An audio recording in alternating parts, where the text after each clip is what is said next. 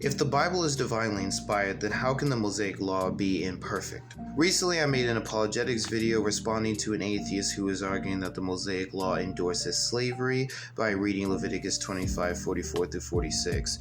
I responded by saying this is in fact the case. That's just not a problem for the Christian faith once you understand the imperfection of the Law of Moses. And some people had some questions about the implications of that, so let's talk about it. Firstly, it should be noted that the Bible does teach that the Mosaic Law is imperfect. If it was perfect, there would not be need for another covenant.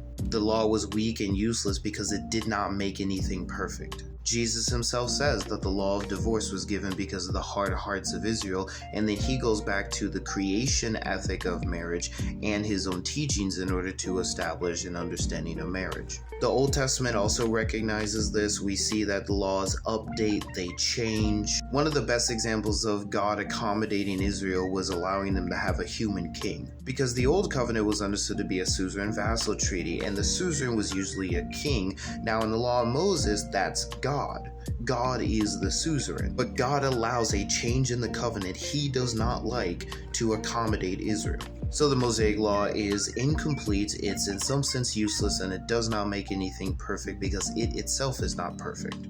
That said, how does this affect inspiration? If you're a Christian and you trust the Bible to be divinely inspired, and you trust the interpretation that Jesus gives, then there is no conflict here. The message of the text is still inspired and is still true. If biblical inspiration is true, then the message of the text that the law is imperfect is also true. Make sure you comment your thoughts and follow for more content like this.